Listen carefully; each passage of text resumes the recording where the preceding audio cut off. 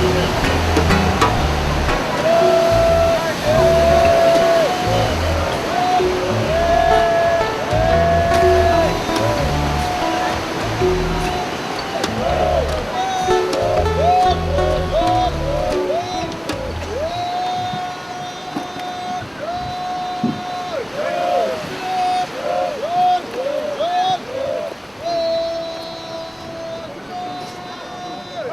savez, tout ce qui crée, tout ce qui augmente le stock, parce qu'en quelque sorte, c'est créer un stock. Augmenter le stock et gérer ce stock, c'est la bienvenue. Vous savez qu'Kayar dispose d'une fosse marine où beaucoup d'espèces reproduisent. C'est une zone rocheuse. Donc si toutefois, par exemple, l'AMP également doit être implanté, normalement l'AMP doit être implanté dans cette zone, ça permettra au moins de développer d'autres espèces et de ramener en quelque sorte, c'est-à-dire d'autres pêcheries quoi, en quelque sorte, c'est-à-dire de faire revivre d'autres pêcheries. Ça permettra également au pouvoir d'achat des pêcheurs d'augmenter.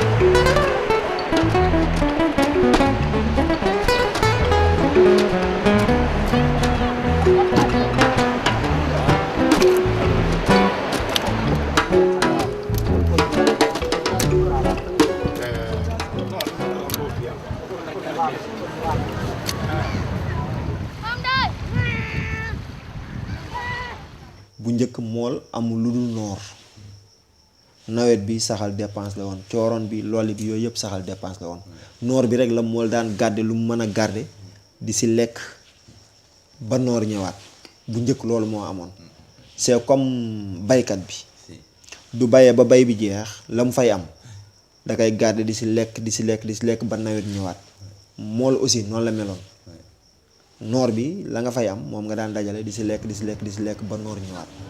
napp bi même mag ñi ñoom dañu daan def arrêt biologique mag ñi dañ ko daan def suñu masaan napp bu ñu masaan napp ba mois de décembre dañoo bàyyi géej gi kenn dootu ko napp ñëpp dem ci fleuve bi ñu napp foofu bu njëkk loolu moo amoon benn gaal dootul daawul napp ci géej gi jusqu'à mois de mars. daan nañu toog décembre janvier février ba mois de mars benn gaal du nëpp ci géej ñëpp ci dex gi la ñoo nekk amee seen ay mbaal di nëpp jënu dex gi pour noppal géej. La préoccupation du gouvernement en son temps, dans les années 70, la question était de protéger le secteur de la pêche artisanale, de le promouvoir, tant et si bien que plusieurs mesures réglementaires ou d'ordre restrictif n'ont pas été prises parce que c'était pour encourager la production. C'était de promouvoir le secteur et de faire des facilitations. Donc aujourd'hui, je vais vous dire, les pêcheurs accèdent à la mer sans formalité.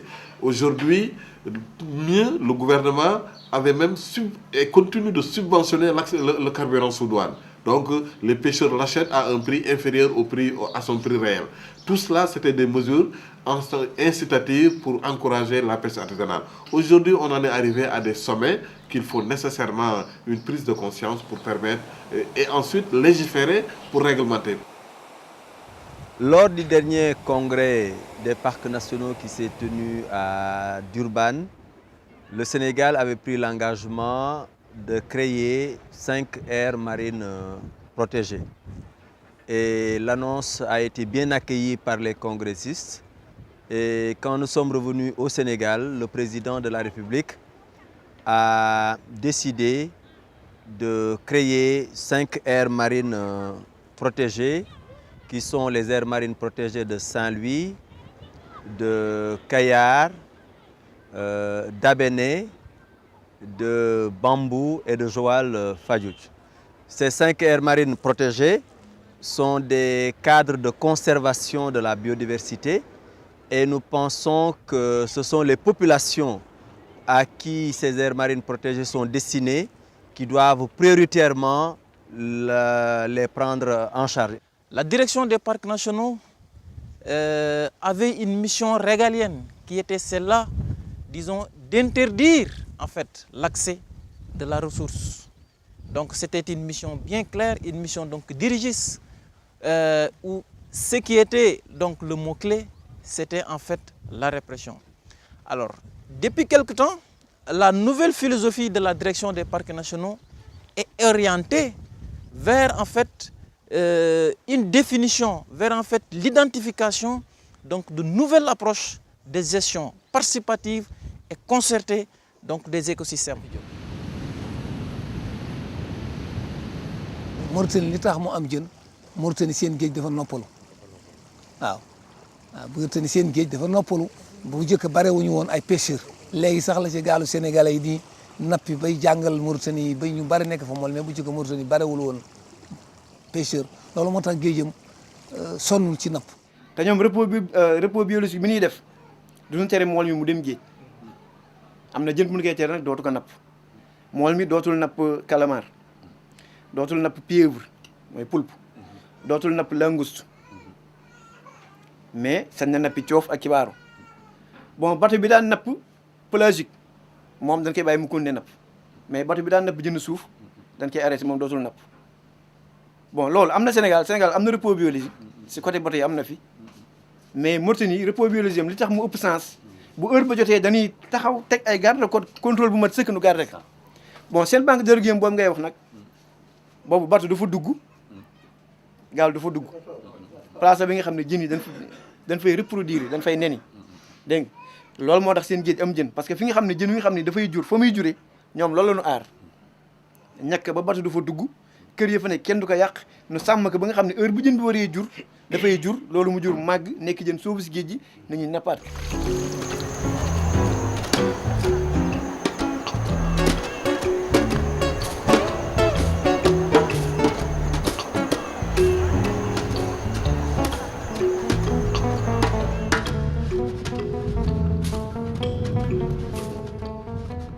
Moi, je ne parlerai pas pour la priorité de Kayar. C'est la pêche en général. Parce que ce qui est valable à Kayar est valable partout. C'est l'accès. Il faut que l'accès soit vraiment réglementé. Ça, vraiment, c'est le seul message. Pour régler le problème de la pêche, c'est régler le problème d'accès. Parce que la flotte est extraordinaire. Ici, à Kayar, vous prenez l'exemple de cette petite plage, vous voyez combien de pirogues. Vous voyez actuellement les gens que vous voyez. C'est la mer qui les... Avant, il y avait des maisons ici. Il y avait toutes des maisons ici. Donc, si la mer montait, les pirogues là étaient dans les maisons.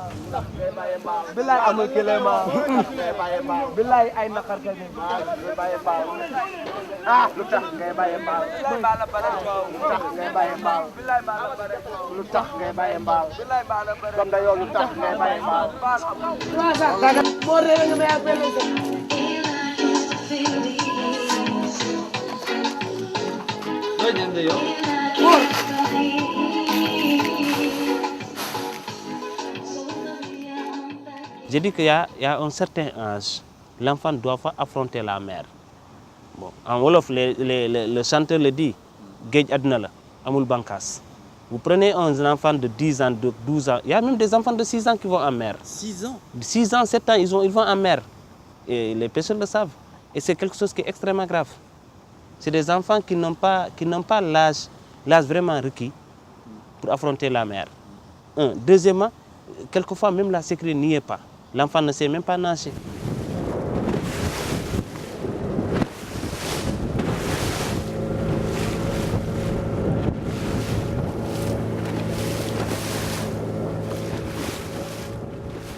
Heureusement que beaucoup de gens ici sont en tout cas d'avis que ces gosses-là ne doivent pas, en tout cas, aller tout seuls en mer.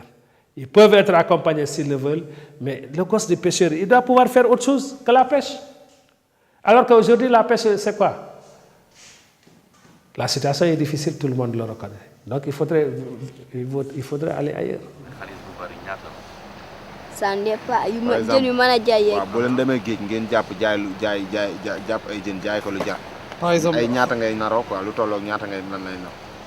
ay 10 000 yooyu jëm kaw ba suuf. ay ñaari junni boo leen gënee am jën quoi. léegi xaalis bi yow noo ko defee da nga koy jox sa yaay wala da nga koy def banque wala. dama koy jox dama koy gis sa papa yaa koy jox. buñ ma joxee rek.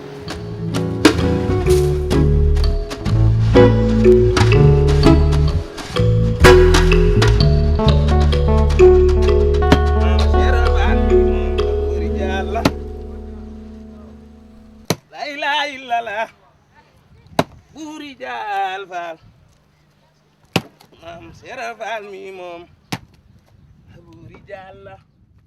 donc xollit yi nga gis noonu ci ginnaaw ci fuur yi lay jóge bon li tax ñu andi ko fii dañuy bëgg ñu sori fuur yi parce que fu ñuy nekk dafay am ay gunóor yu juddoo foofu gunóor yooyu day yàq jën tax na aussi day naaw ba te day law ci tefes gi yëpp moo tax ñu andi ko fii pour mu sori bon léegi nag ñi nga gis noonu dañ koy jëriñoo dañ koy yóbbu pour am na ñoo xam ne dañ koy jël pour engrais maanaam tool yi nga gis ne dañ fii bay ceeb mais ñi nga gis noonu ay Guinéen lañu li ñuy def noonu dañ koy weer ba mu wow ñu dóor ñu jëm ko piler dóor ko ak bant bi ba mu doon poudre ñu def ko ay saak yóbbu ko pour maanaam lekk mu ginaar yi ak mbaam xuux yi la.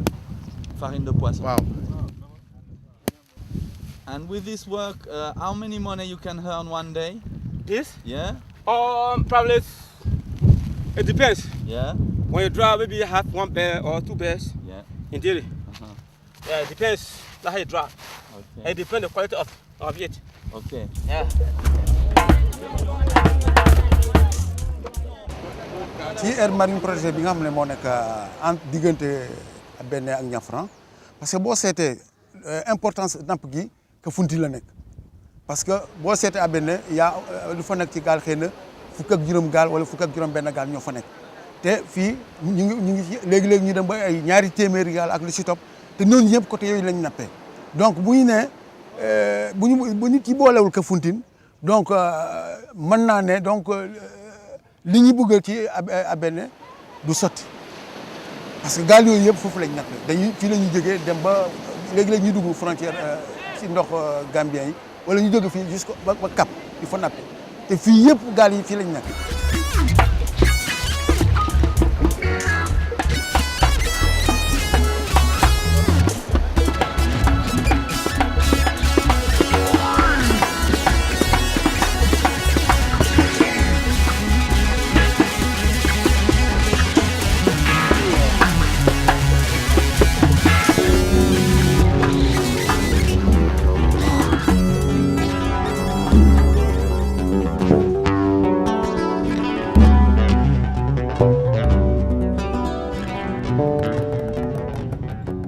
suñu bos bi li ci am solo moo di aire marine protégée bi fii dafa ëmb yu bare li mu ëmb mooy ci zone bu ñuy bayee la nekk donc ay baykat a ngi fii ci baykat yi it ñoom ñoo janook aire marine bi ñoom ñoo doom ci ñoom la nekk.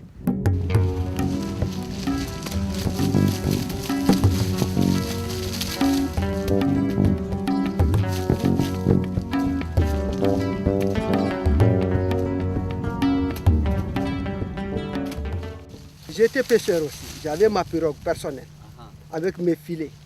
Mais non, on jette les filets dormantes dans l'eau. Alors le matin, on va les chercher.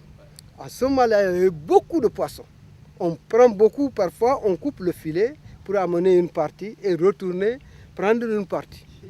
En ce moment-là. Mais tout ça là, j'ai dit non, ça c'est pas mon métier. Moi, je vais aller interroger la terre. Je suis venu en 1974, j'ai commencé mon petit verger.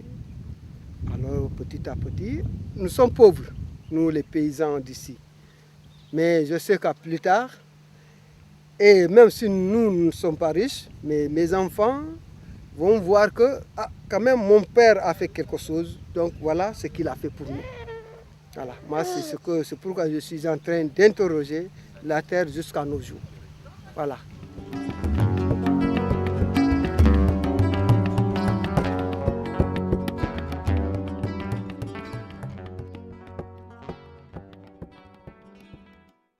Actuellement, les pêcheurs et les populations locales sont conscients de la diminution des ressources. Et ils ont vu également ce qui se passait au niveau de la Mauritanie avec l'aire marine protégée du banc d'Arguin. Et ça a facilité les choses. Il faut dire également que le WWF a déployé des efforts énormes de communication, d'information et de sensibilisation des populations pour que les gens sachent ce que c'est une aire marine protégée, quels sont les avantages des aires marines protégées et pourquoi il faut qu'on crée des aires marines protégées. Là où il y a maintenant des problèmes, c'est au niveau de la gestion de ces aires marines protégées. Il faut que tout le monde se mette ensemble pour que la gestion soit également très participative, comme a été le processus de création.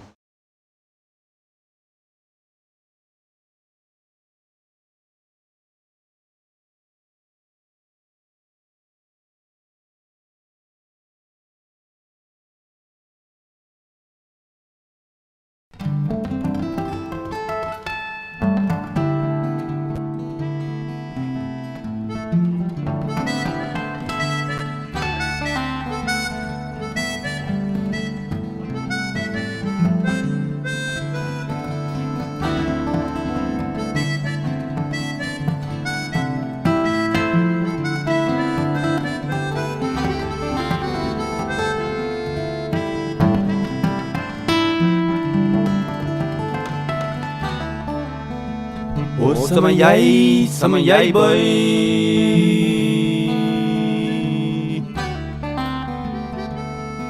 àddina daa metti yoo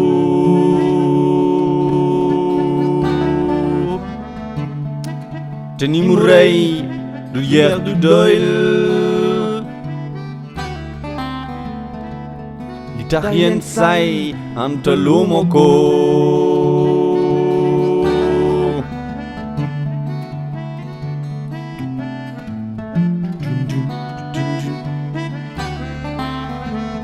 oh sama baay sama babu